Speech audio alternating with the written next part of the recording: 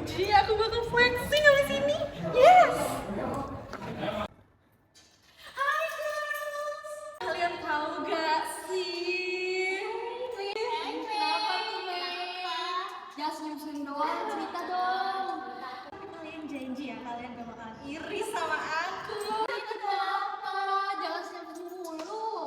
Cerita dong. Cerita. Jadi, aku baru aja dapat tunjangan mobil dari Bu Asih. Wow. Ya, Seneng banget. Enak banget sih. Dong. Kita kan biasa-biasa aja. Iya, Gini-gini aku kayak gini mulu tiap tahun sama aja. Bener lagi.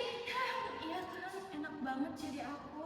Gaji aku tetap, tunjangan aku stabil, bahkan naik terus. Terus sekarang dapat mobil. Mobil Apa sih mobilnya tuh? Spill dong. Pokoknya mobilnya mahal lah ya. Mobil Mercy. Iya, bonceng kita dong. Tadi kereta kencana kamu. Sekarang kamu udah gak perlu naik-naik kereta lagi ya, enak banget deh. Kita nih masih jadi teri pepes. Aduh. Mei, mending dulu sih. Iya, sure. Mei, kan kamu dapat mobil nih. Iya. Tapi ya, kalau aku nggak salah ingat, itu tuh masuknya dianggap sebagai natural loh. Dan dihitung di penghasilan kamu nanti. Natural kali, natural aku mah natural. Apa sih? Kok tiba-tiba kenain pajak? Gue dapat mobil ini gak gratis dong. Perasaan dulu waktu zamannya si Cesar dikasih mobil, gak ada tuh namanya pajak-pajak. Nah, Mei, Cesar kan waktu itu dikasihnya pas lagi zaman COVID tahun 2019 ya nggak sih? Apa sih? Gue kok gak di briefing kalau misalnya ini kena pajak, gak adil banget. Udah kayak kalau gitu. Mending kita tanya langsung, puasa. Iya bener. Yuk.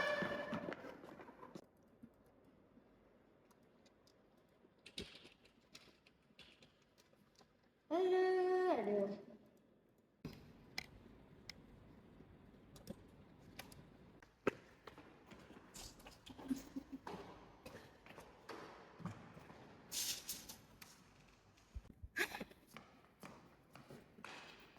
Bu Asri, saya mau nanya ini.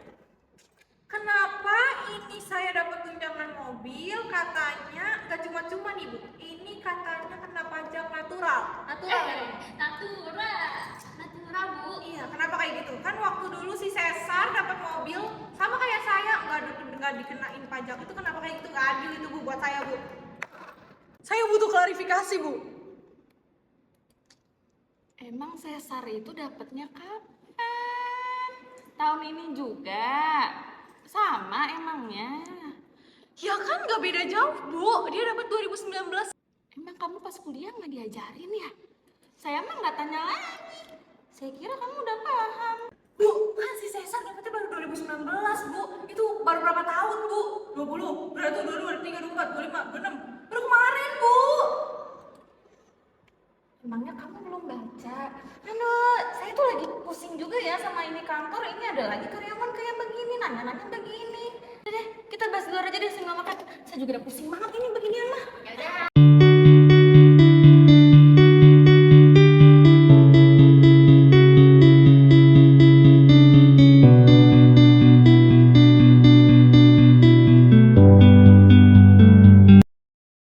Loh, berarti cara menentukan nilai atas kenikmatan dan naturalnya gimana?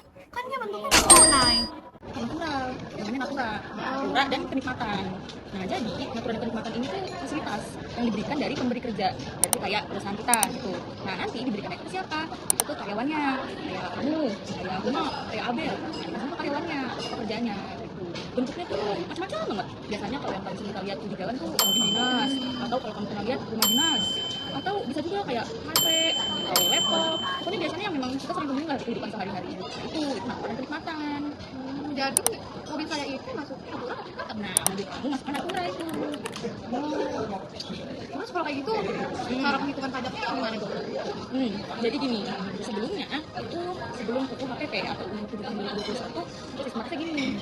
Nanti aturan yang kamu dapat itu dia menjadi non-deductible expense buat si perusahaannya, buat si pemberi kerjanya.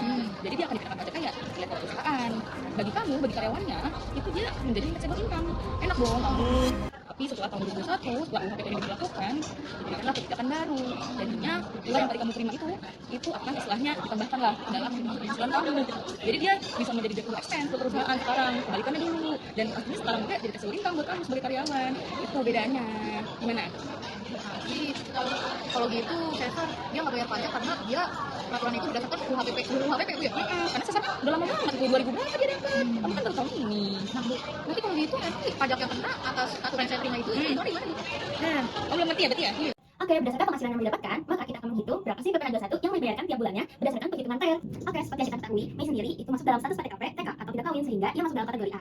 Adapun basic salary yang didapatkan per bulannya senilai 50 juta dan untuk car allowance yang didapatkan atas mobilnya itu senilai 500 juta. Maka monthly wages yang ia terima senilai 550 juta. Adapun beberapa premi yang dibayarkan oleh perusahaan, nah dalam hal ini persentase yang ditetapkan atas premi tersebut akan dikalikan dengan monthly wages atau upah minimum tersebut sehingga salah satu contohnya itu dalam perhitungan Jakarta yang persennya itu 0,24% akan dikalikan dengan 550 juta. Seperti itu. Untuk selanjutnya pun akan menyesuaikan dan ada pun beberapa perhitungan yang memang memiliki nilai maksimum sehingga kita akan menghitungnya dengan menggunakan nilai maksimum tersebut. Oke, setelah kita mendapatkan nilai-nilai premi yang diberikan oleh perusahaan, kemudian kita akan menghitung nih berapa sih monthly gross income yang Mei dapatkan. Nah, hal ini berdasarkan dari perhitungannya terdapat basic salary yang ditambahkan dengan tunjangan, kemudian ditambahkan juga dengan JKK, ditambah dengan JKM, ditambah dengan health insurance berupa BPJS dan juga ditambahkan dengan private insurance. Maka nilai yang didapatkan Mei pada bulan tersebut senilai 553.450.000.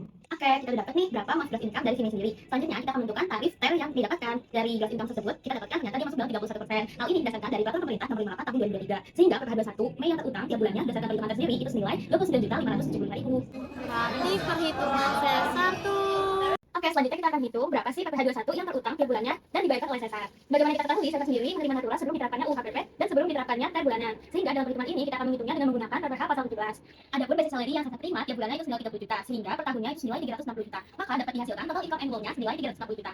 Adapun informasi tambahan nih, untuk Cesar sendiri yang masuk dalam kategori PTKP yang tidak kawin dan tidak memiliki.